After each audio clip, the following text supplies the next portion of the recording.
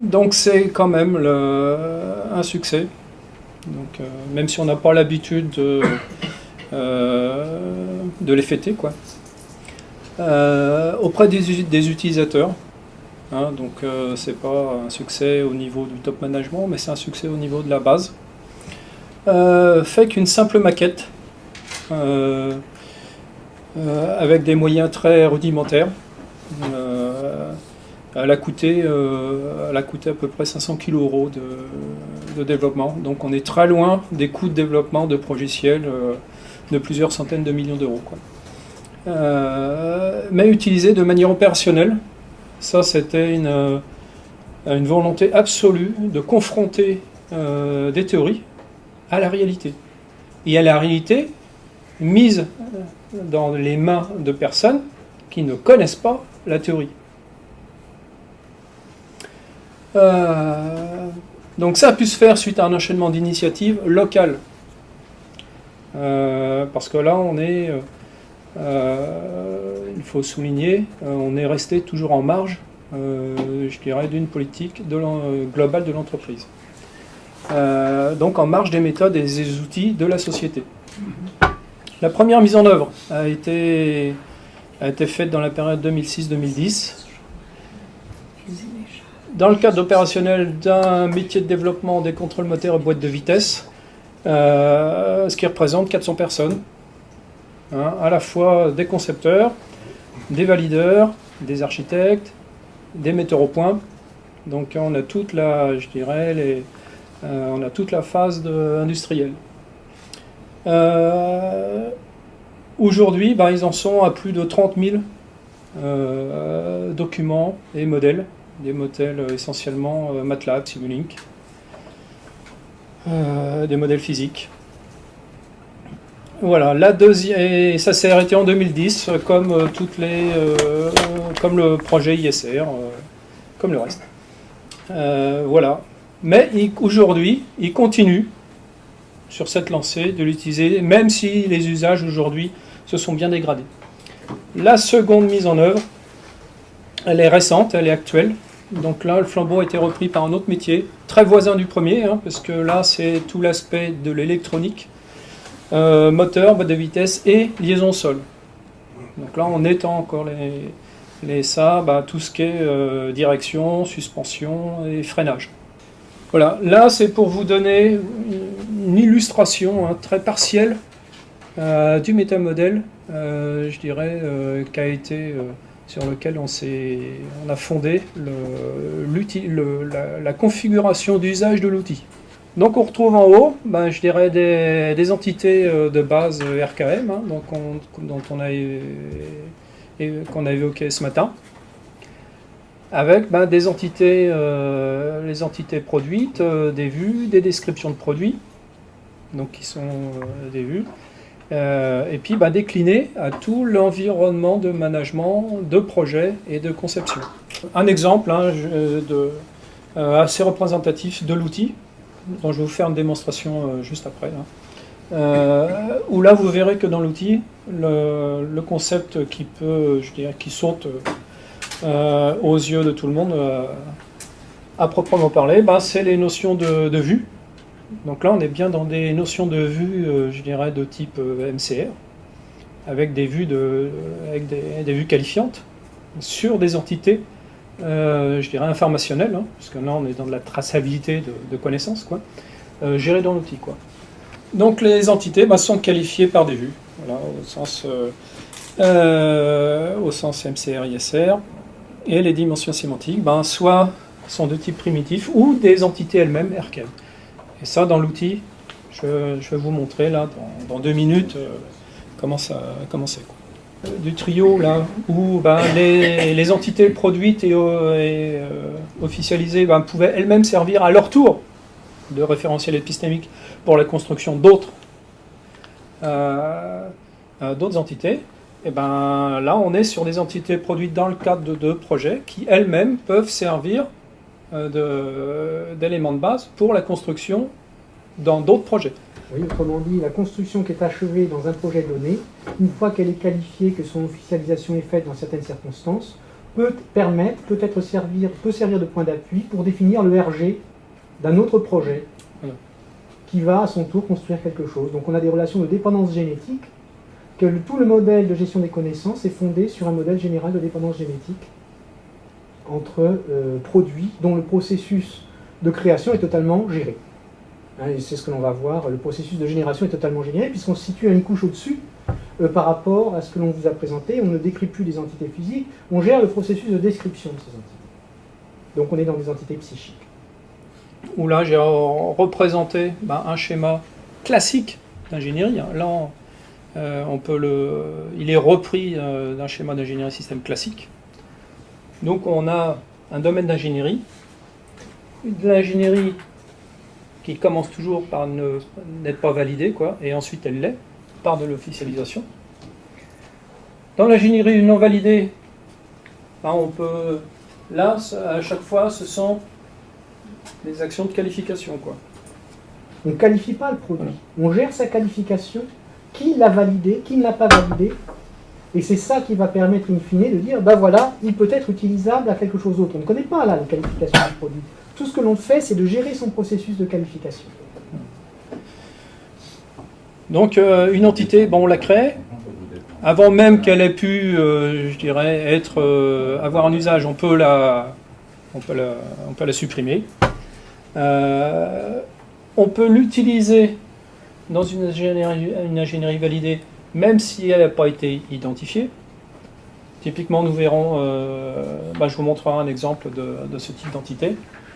Nous pouvons ensuite, si l'on veut l'identifier, pour ensuite qu'elle puisse être gérée en configuration. Nous sommes dans l'adolescence.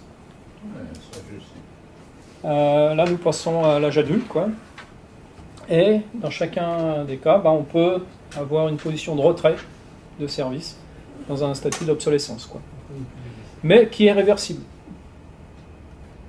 On a le droit à une seconde vie. On a le droit à autant de vie qu'on veut. Donc la première chose quand on ouvre l'outil, on est dans une vue de description d'une commande. Donc là on voit toujours une vue d'organisation, donc de plus haut niveau, qui est là, qui est une vue une description d'organisation d'entreprise étendue. Voilà. Où on va y trouver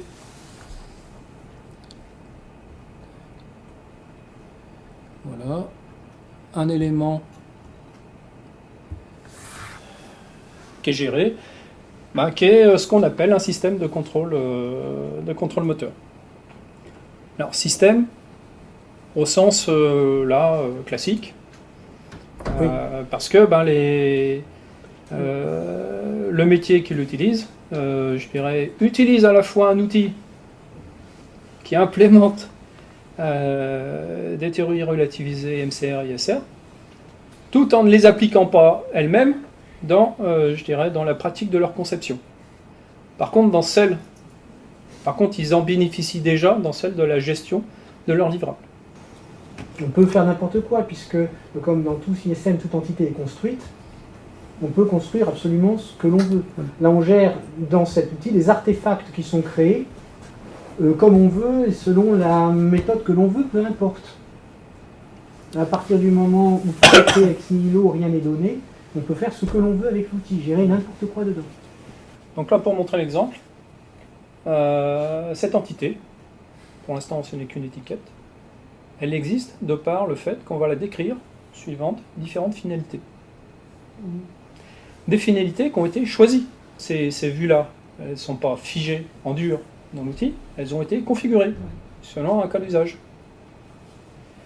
Et donc dans l'outil, on peut créer autant de vues qu'on veut, suivant les finalités qu'on veut, de ce que le responsable de cette entité veut décrire. Le système de contrôle global GMP, je vais le qualifier selon une vue de conception.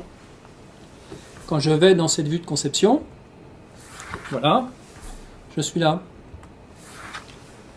Donc là, c'est notre description dans une finalité donnée, qui est la conception, vue d'un concepteur. Pour cette entité qui s'appelle système de contrôle moteur, Ben ça, c'est ce que voit un concepteur, et ce que voient tous les concepteurs d'une manière intersubjective et partagée. Ce qui les a obligés aussi, indépendamment de l'outil, de se mettre déjà d'accord sur une représentation commune. Et l'expérience montre que rien que ça, partant de la feuille blanche, ça leur a pris quelques années. Et ça, ils étaient incapables d'initier cette démarche-là sans cet outil-là, parce qu'avant, ils étaient dans Excel. Et dans Excel, on y rentre ce qu'on veut, comme on veut. Excel ne dit rien. C'est le SRIC de Storyview. Oui, oui. C'est le SRIC. Voilà. Donc là, nous avons une centaine de concepteurs qui partagent cette description-là et qui inscrivent leurs livrables dedans. Et qui les qualifient. Donc là, j'ai pris un livrable qui est un cahier des charges, donc une spec typique que Bruno peut avoir à manipuler, à auditer. Donc là, c'est pareil. On a un processus qui lui-même a été configuré dans l'outil par rapport à une règle d'usage que c'est donné lui-même le responsable de l'entité système de contrôle moteur. Et là, on voit que cette vue de qualification, elle est elle-même constituée d'un ensemble de vues qualifiantes avec le résultat des valeurs à travers l'application d'une grille de qualification. Donc, là, ça a été... ces différentes vues de qualification ont été déterminées par domaine de compétences. Concepteur, SDF, architecte, validation. Donc ça repose aussi sur, je dirais, comment un métier ou un groupe d'organisation, je dirais, se représente, comment agir. Chaque domaine de compétences, c'est lui-même défini une grille commune de qualification. Et là aussi, il a fallu aussi que ça soit partagé et intersubjectif. Ça a pris aussi quelques mois, voire déjà des fois plus d'1 an, pour que les gens se mettent d'accord, posent sur le papier sur quels critères de qualification on va se représenter telle entité, et quelle est la valeur qu'on va lui donner, en fonction de tout un tas de critères, je dirais, de jugement, Voilà. Il y a plein de choses qui n'ont pas pu se faire et qui ne se font pas dans le contexte actuel. Là. Mais voilà à quoi ça aboutit. Donc les gens appartenant, reconnus à un même groupe de compétences, dans une finalité donnée, ils se sont mis d'accord pour formaliser des critères objectifs, parce qu'il faut pouvoir ensuite les vérifier, et que cette vérification-là, elle ne soit pas propre au fait que ce soit un tel ou un tel qui porte le jugement. Ils ont été classés dans un ordre de priorité. Après, on choisit les critères, et avec une note. Et dès qu'on arrive au premier critère non satisfait, ça donne la note. Aussi simple que ça. Et comme ça, les gens, quand ils reçoivent ces valeurs, ces différentes valeurs, ils savent, je dirais, à quel niveau de satisfaction ou d'insatisfaction par rapport à tel domaine, ils correspondent. Ce qui leur donne aussi la voie de progrès. Après, ils la choisissent ou pas. Et là, c'est une traçabilité qui reste, je dirais, pour l'histoire, toujours accessible. Et vous avez une vue, un générateur, une vue de description, un dollar qui permet en fait de créer toutes les vues aspects.